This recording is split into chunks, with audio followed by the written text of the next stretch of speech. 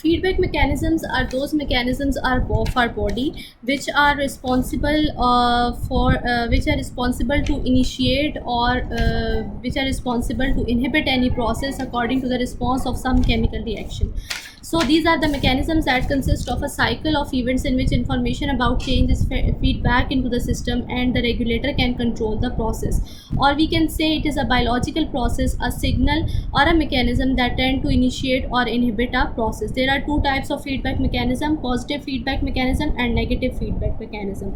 Negative feedback mechanisms, they result in the reversal of the direction of change, and positive feedback mechanisms, they are responsible for the amplification of the change in the variable. Means that if a negative feedback mechanism is working, this is a mechanism which results in the reversal of the direction of the change. We will understand this with the help of the diagram. Here we will have an example of antidiuretic hormone. Antidiuretic hormone is a hormone that is responsible for the dilation of the nephrons, and it is responsible for the absorption of water. Now the control is set in the hypothalamus of the brain, and if it is detected by the this is detected by the sensors of your body. Now here we can see if the volume of water is very high in the body, and the water potential is very much high in the body. The water is blood is too watery, means that the concentration of water is higher in the blood. That is detected by the osmoreceptors in the hypothalamus. The osmoreceptors of the hypothalamus will then direct the affected organs, the pituitary gland, to release less antidiuretic hormone, because antidiuretic hormone is responsible for the collection of the blood back into the nephron. So the distal tube and the collecting ducts, they will remain impermeable. Then they are impermeable for water, no more water is collected. Then large volume of they will remain impermeable and water will not move back to the body. So large volume of dilute urine will be produced, and then that is responsible to again get back the normal water potential of the blood.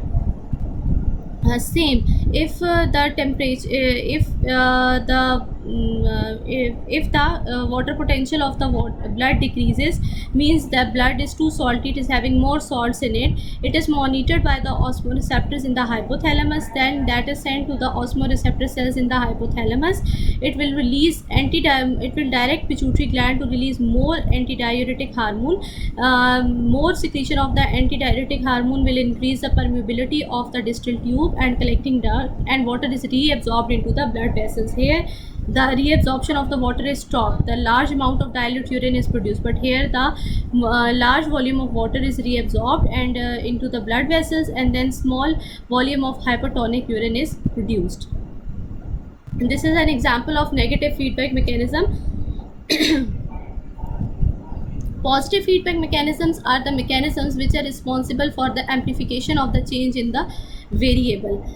Negative feedback mechanisms में हमने देखा कि किसी भी process का या किसी भी बॉडी के अंदर जो भी प्रोसीजर्स चल रहे हैं उसका जो रिज़ल्ट है, केमिकल रिएक्शन का जो रिज़ल्ट है वो किसी भी प्रोसेस को सप्रेस कर रहा है, उसका जो रिज़ल्ट है वो सप्रेस कर रहा है. जैसे कि वाटर की कंसनट्रेशन अगर ब्लड में हाई हो गई है तो एंटीडायूरेटिक हार्मोन की कंसनट्रेशन लो हो जाएगी, और अगर वाटर की कंसनट्रेशन ब्लड में लो है तो एंटीडायूरेटिक हार्मोन की कंसनट्रेशन हाई हो जाएगी.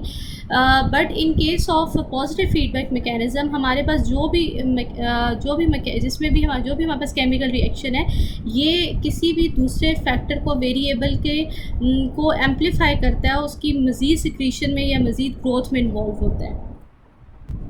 Here we have an example of positive feedback mechanism as the lactation process. It is a process in which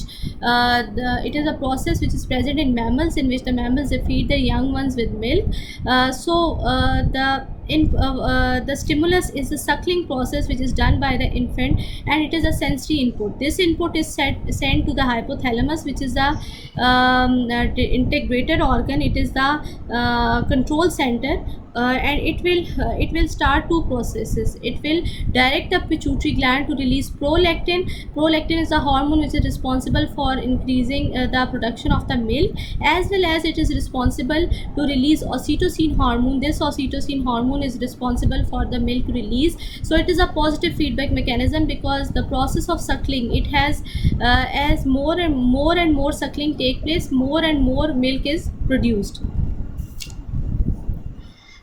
This positive feedback mechanism can also be seen during childbirth. When the process of contraction take place during the childbirth, the oxytocin hormone is released. This oxytocin hormone will then produce more and more contractions to aid the process of the birth. This is all for today. I hope you people had understand the concepts which had been taught to you. Today we had discussed that what is homeostasis, what is internal environment, what is external environment. We have discussed the components of the feedback mechanisms, and then we have discussed types of feedback mechanism, the negative feedback mechanism and the positive feedback mechanism. You people are now, what is required by you people are just going to recall the lecture from your book, and if you find any difficulty, you can ask that in your respective WhatsApp group. Thank you, and have a nice day.